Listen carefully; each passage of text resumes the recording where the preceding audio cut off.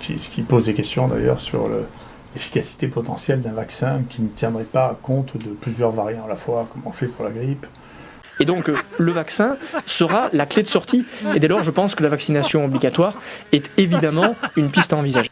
Riez, c'est bon pour la santé. Salutations chers amis, je vous remercie d'être toujours plus nombreux à vous inscrire sur notre site pour rester en contact malgré la santé. Cette vidéo est l'une des plus importantes que j'ai pu réaliser car je vous explique à la fin comment éviter que le vaccin devienne obligatoire, donc reste facultatif. Rejoignez notre newsletter, c'est une des clés de la liberté pour rester en contact. Merci pour vos dons et tous vos témoignages chaleureux. Retrouvez-nous aussi sur Odyssée, l'alternative où nous pourrons en dire plus. L'épidémie actuelle, la deuxième épidémie, je suis content que le ministre soit d'accord avec nous maintenant que c'est une épidémie différente. Effectivement, c'est dû à des variants différents pour lesquels d'ailleurs on a des réinfections. On en a une quinzaine maintenant de patients qui ont fait une infection au printemps, qui ont fait une infection maintenant, en particulier avec ce qu'on appelle le variant 4, qui est un variant qui est arrivé en août. Ce qui pose des questions d'ailleurs sur l'efficacité potentielle d'un vaccin qui ne tiendrait pas compte de plusieurs variants à la fois, comme on fait pour la grippe, et sur la durée de l'immunité. Donc ça pose des vraies questions, ce qui montre que l'observation est toujours essentielle et qu'on ne peut jamais deviner à l'avance ce que va faire une nouvelle maladie. C'est du fantasme. Donc cette deuxième épidémie a un profil qui est différent, qui est plus étalé dans le temps. Elle fait des vaguelettes qui sont probablement dues au fait, à l'émergence et à l'apparition de nouveaux variants et à leur disparition dans des temps plus courts que la première. Ce que l'on peut voir, ça c'est un site que je conseille à tous ceux qui veulent suivre en France et ailleurs la mortalité, qui s'appelle Euromomo. Et donc ce qu'on voit sur ce site, on voit que pour l'instant, les choses qui ont été vraiment très significatives, c'est effectivement pendant mars-avril, où en France on a eu un pic. Fort heureusement, on n'a pas eu en même temps le pic de la grippe que l'on a vu les années précédentes, ce qui fait que la mortalité va être probablement un peu plus importante que au moins les 3 années précédentes, peut-être pas celle d'avant. Mais pas d'une manière qui soit spectaculaire. Pour autant qu'on voit, il ne faut pas insulter l'avenir, on verra bien ce qui se passe d'ici la fin de l'année. Et nous, ce qu'on voit, c'est qu'effectivement, on a eu une première partie de cette deuxième épidémie qui était plutôt plus bénigne, et une deuxième partie qui est un peu plus grave que la première partie. On a l'impression, c'est des données préliminaires, là actuellement, sur ce que l'on teste tous les jours, parce qu'on a, je sais pas, entre 1300 et 1500 personnes qui viennent se faire tester ici tous les jours, que le nombre de cas est en train de diminuer depuis quelques jours. J'espère que ça continuera comme ça, mais on ne peut pas le prédire à l'avance. Voilà, ce qui est intéressant, c'est que effectivement, ici, la mortalité en réanimation est restée la même du début à la fin, c'est-à-dire qu'elle est de 13 à 14% depuis le début. Donc il y a un travail qui est fait dans les réanimations qui est considérable. Mais en revanche, ce qui est différent en chacun de ces 3 épisodes, c'est que la proportion des gens hospitalisés et la proportion des gens en réanimation n'est pas la même selon que les patients ont été suivis précocement et pris en charge précocement, en particulier dans les HU. On a commencé à les traiter, à surveiller leur oxygène et à s'en occuper, que ceux qui sont rentrés directement par les urgences, voire directement en hospitalisation, voire directement en réanimation, dans lequel la mortalité est importante. Il y a des gens qui rentrent tellement tard qu'ils meurent dans les 3 jours qui suivent leur admission. Cela, ça veut dire que leur prise en charge, donc on regarde le premier test qui a été fait, leur prise en charge a été trop tardive, et c'est sûrement une des premières leçons qu'il faut avoir. Il faut faire une prise en charge très précoce. Je pense que les gens vont commencer à y réfléchir d'une manière très importante. Une fois qu'on a ces données-là, on peut regarder maintenant quel est le risque, quelle est la mortalité par tranche d'âge, et c'est un des moyens d'ailleurs de comparer l'efficacité de la prise en charge précoce. Sur cette figure qui est peut-être un peu difficile à lire, mais qui vient de Santé publique France, on voit qu'en fonction des régions, la mortalité par âge, je ne parle pas de l'épidémie, la mortalité par âge n'a pas du tout été la même. Vous voyez la région sud, qu'ici on appelle PACA, mais Renaud Muselier n'aime pas qu'on l'appelle encore PACA, qui s'appelle la région sud maintenant, et celle qui est la plus basse, en particulier dans les âges les plus jeunes. Et on voit que dans le Grand Est, la stratégie initiale, qui avait été une stratégie de tri, c'est-à-dire de ne pas mettre en réanimation les gens de plus de 70 ans, se traduit par le fait qu'il n'y a pas une surmortalité chez les moins de 70 ans, mais il y a une surmortalité qui atteint pratiquement celle de l'Île-de-France, qui est à partir de 70 ans. Donc on voit ici, vous voyez, l'Île-de-France est en vert. Vous voyez qu'il s'est passé une différence de prise en charge initiale, je pense, qui a fait que la mortalité en Île-de-France a été plus importante. Et si on regarde dans les domaines dans lesquels vraiment on peut, sur le monde entier, ça c'était la France, sur le monde entier, regarder quel est l'âge de la mortalité. On a un très très bon exemple parce qu'il y a 3 bateaux dans lesquels il y a eu une épidémie, le Leon Princess, où il y avait des gens qui étaient âgés, et puis 2 bateaux militaires, un américain et un français, et on voit qu'il n'y a pas de mortalité jusqu'à 40 ans. Jusqu'à 60 ans, il y a eu 1 mort sur l'USS Theodore Roosevelt qui avait 41 ans, 0 sur Charles de Gaulle.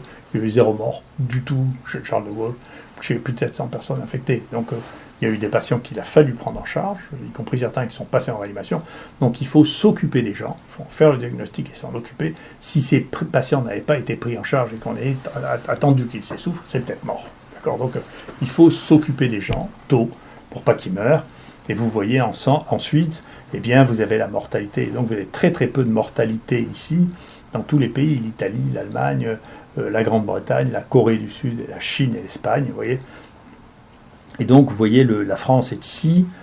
Ceux qui ont le plus de morts au départ, c'est pareil, c'est l'Angleterre. Et donc il s'est passé quelque chose en Europe, en particulier en Angleterre et en France, qui montre qu'il y a eu une plus grande mortalité, en particulier chez les sujets les plus jeunes. Et puis ensuite, vous voyez les 60-79, et puis ensuite les 80 et plus, dans lesquels les différences cessent d'être très significatives entre les différents pays. Voilà, donc c'est l'état de la mortalité. C'est une maladie qui tue les gens âgés, à condition qu'on prenne en charge les gens, sinon il y a des gens plus jeunes qui meurent aussi. Et donc ils vont faire le diagnostic, il faut les prendre en charge, il faut les soigner, il faut vérifier leur oxygène, il faut les oxygéner s'ils ont une saturation en oxygène qui est basse, il faut mesurer leur saturation en oxygène. Je vous conseille de regarder la vidéo du professeur Lagier à cette occasion. Et il faut les tester parce que certains d'entre eux vont faire des troubles de la coagulation et faire des embolies pulmonaires qui parfois sont mortelles s'ils ne sont pas anticoagulés. Après, que les gens croient ou ne croient pas au traitement spécifique par l'hydroxychloroquine ou l'azithromycine, c'est un autre problème. Il faut s'occuper des malades, il faut en faire un diagnostic et il faut s'en occuper. Donc c'est très important. Et d'ailleurs, effectivement, c'est maintenant une recommandation avec laquelle je suis d'accord, de la Haute Autorité de Santé qui dit, écoutez, il faut, si vous avez une saturation en oxygène qui est inférieure à 95, il faut aller à l'hôpital, se faire hospitaliser. D'accord ?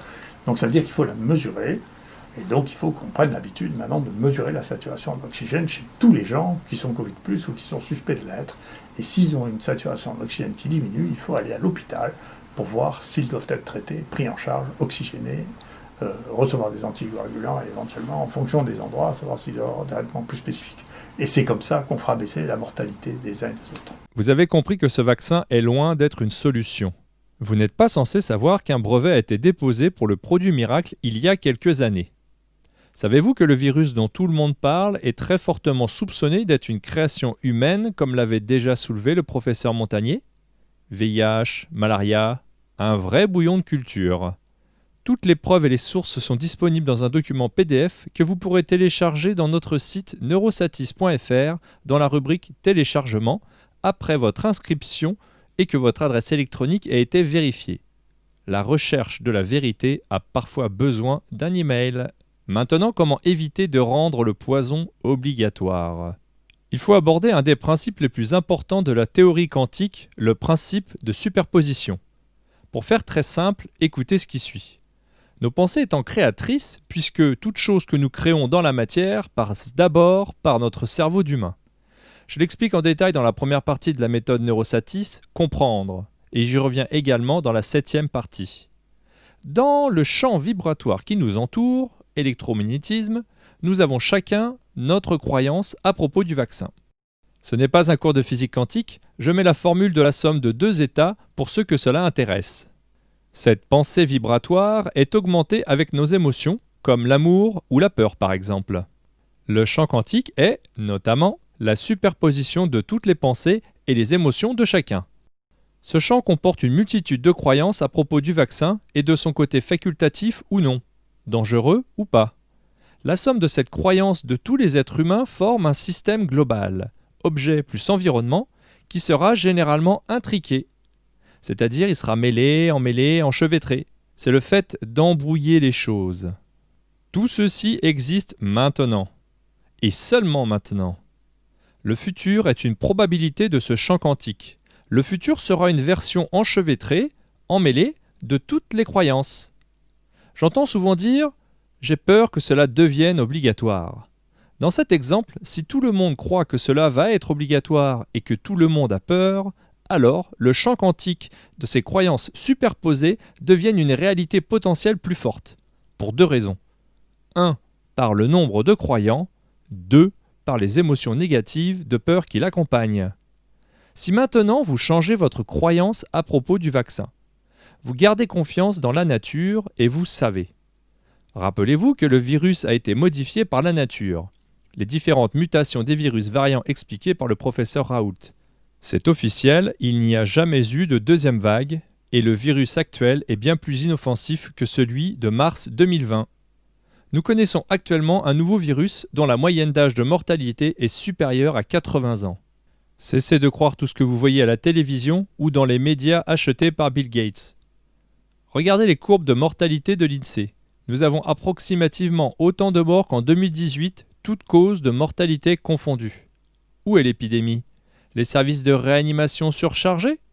Cherchez et vous trouverez pourquoi. Moins de lits de réanimation qu'en mars, moins de personnel, mauvais traitement et mélange avec les services de soins intensifs. Tous les ans, au mois de novembre, les hôpitaux sont surchargés. Vous n'avez qu'à relire les archives de journaux. Croyez que le vaccin est inexistant, croyez qu'il est inutile, croyez qu'il est facultatif. Ainsi, vous contrebalancerez les vibrations du champ quantique et réduirez la probabilité qu'il soit non facultatif. C'est pour cette raison que je vous le dis, oui, en vérité je vous le dis, la solution est en chacun de nous. En réfléchissant avec notre cœur, avec l'amour et la confiance en la nature, nous serons guidés harmonieusement pour passer à l'action dans la construction du nouveau monde que nous voulons tous. De la paix, de l'amour, de la santé pour tous. Avant de croire quelque chose, vous devez savoir.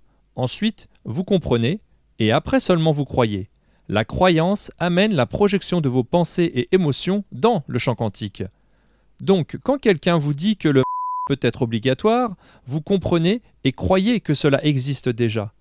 Donc, avec tous les mensonges qui passent à la télévision, vous devenez un créateur de la peur véhiculée et du futur qu'ils veulent nous imposer. Si vous voulez savoir comment amorcer le changement dans votre vie dès maintenant, suivez le lien en description pour me contacter. Merci d'avoir suivi jusqu'au bout et à très bientôt les amis. Soyez heureux, restez conscients. Donc en pratique, si on s'occupe des gens suffisamment tôt, la partie des gens qui malheureusement meurent, personne ne souhaite enlever 1 ou 2 ou 3 années de vie supplémentaire, mais c'est ce que l'on voit dans la plupart des cas dans les épidémies d'infections virales annuelles, c'est-à-dire les gens qui sont à la limite de leur capacité de survie meurent de ça ou d'autre chose. C'était le cas pour la canicule aussi, c'est le cas pour les infections virales saisonnières. Donc bien entendu on doit tout faire pour que ces gens survivent, y compris ici on a mis en place des techniques d'hyperoxygénation pour les gens qui avaient plus de 80 ans et qui étaient réfutés par la réanimation.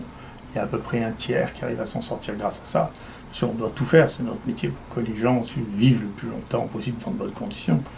Mais bien sûr, si on fait ce qu'il faut, c'est-à-dire une détection, une prise en charge précoce, les gens qui meurent sont effectivement, il y en a peut-être quelques-uns qui ont des anomalies génétiques qui ont été décrites par Jean-Laurent Casanova, qui constituent une faible partie. La plupart des autres, c'est des gens qui avaient un terrain qui, de toute manière, les prédisposait à mourir peu de temps après. Donc il faut s'occuper des gens pour éviter que des gens qui avaient encore une certaine espérance de vie meurent. Il faut s'en occuper suffisamment tôt.